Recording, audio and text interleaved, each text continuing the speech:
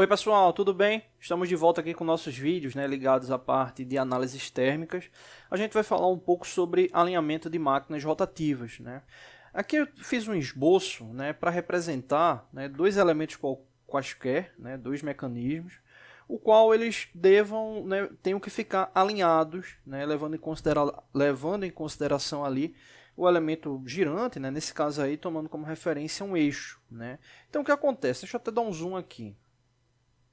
Basicamente, a gente está falando que esses mecanismos em funcionamento eles devem ficar coplanares, ou seja, ficar com os eixos ali de transmissão alinhados.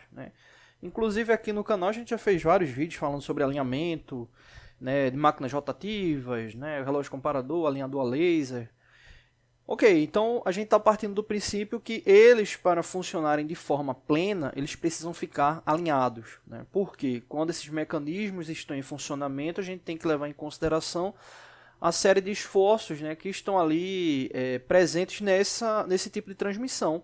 E, obviamente, esses esforços aumentam ou diminuem, tomando como referência mecanismos diferentes, obviamente. Exemplo, um motor, um redutor de velocidade, motor e bomba, outro tipo de alinhamento ali intermediário que vem ocorrer, com mecanismos com engrenagens, com polias, correias, enfim.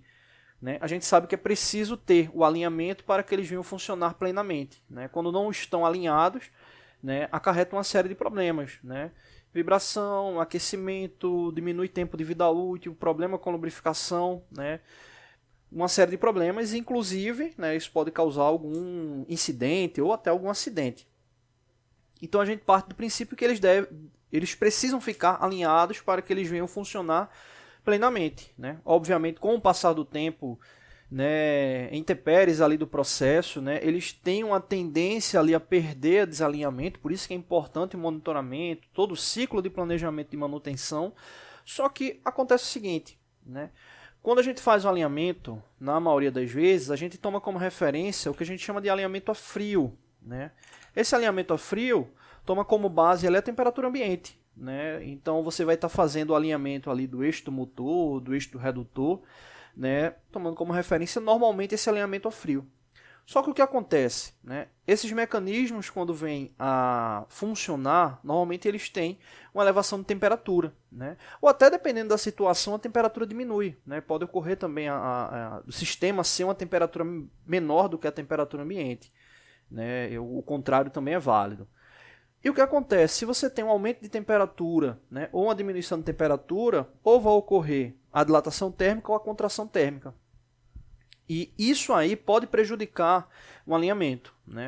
Então é importante entender como é que o mecanismo ele vai funcionar com base na temperatura de funcionamento. Então, com base na temperatura de funcionamento, existe a possibilidade de ocorrer um desalinhamento de forma proposital.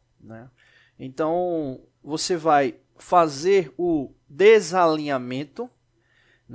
Nesse caso, aí se toma como referência. É importante ficar atento com isso. Você acaba tendo esse desalinhamento de forma axial, ou seja, tomando como referência ali a linha de centro e não um desalinhamento angular. Então, ocorrendo esse desalinhamento axial de forma planejada, significa que quando os mecanismos atingirem sua temperatura de funcionamento, por causa da dilatação térmica ou contração térmica, essas linhas de centro elas vão ficar alinhadas. Então, eles vão ficar alinhados quando estiverem em pleno funcionamento.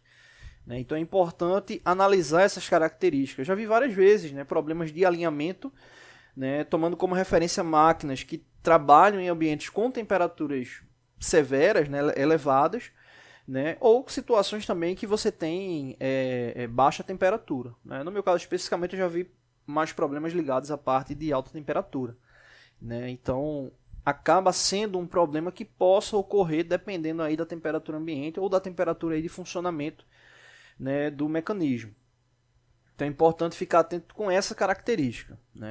E aí nesse caso entra em análise, obviamente, tomar como referência o coeficiente de dilatação do mecanismo, para poder fazer esse desalinhamento planejado, vamos assim chamar. Então é isso que a gente vai ver amanhã, né? Já preparei aqui o cálculo para a gente poder fazer ali tópico a tópico, né? Então, nesse caso, ficou como uma aula de introdução para a gente entender esse conceito, né? Nem toda vez você vai poder alinhar plenamente ali o mecanismo na temperatura ambiente, né? Às vezes, quando ele vai estar atuando com a temperatura mais alta, ele vai desalinhar porque você alinhou ele previamente, né? Deixou ali de forma coplanar ali os eixos e ele, quando atingiu a temperatura, ele acabou desalinhando, né? Então é importante nesses casos você deixar ele desalinhado de forma ordenada, ou seja, tomando como referência o valor específico, né, que ele deva ter, para que quando ele atinja a temperatura ele venha ficar alinhado, tá bom? Então é isso, amanhã a gente faz esse cálculo para poder ter uma referência, né? Na prática, normalmente se faz uma análise dimensional, né? Uma análise dimensional para verificar o quanto é que ele está oscilando, que é para você ter a referência do coeficiente de dilatação do conjunto mecânico, né? A gente tem que tomar como base isso, né? O quanto é que ele vai ter de dilatação, né? De alteração com base no conjunto, né? A gente sabe que um conjunto mecânico é formado por uma série de elementos, né? E aí não vai bastar você saber o coeficiente de dois elementos. É importante saber o coeficiente como um todo, tomando como referência lá o conjunto mecânico, né?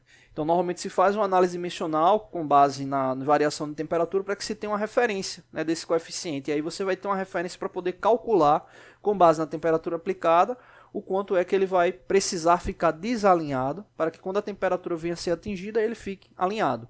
Isso levando em consideração os dois mecanismos, né? Os dois mecanismos, né, de funcionamento, né? Não é só deixar um relativamente desalinhado, né, e o outro no ponto específico, que quando atingir a temperatura eles vão se autoalinhar, né? Tem que verificar os dois elementos, tá bom? Então é isso, amanhã a gente faz essa análise tomando como referência um cálculo, né, de uma situação envolvendo essa necessidade de desalinhamento programado, tá bom? Então é isso, não deixe de se inscrever no canal, toda semana tem vídeos novos, valeu!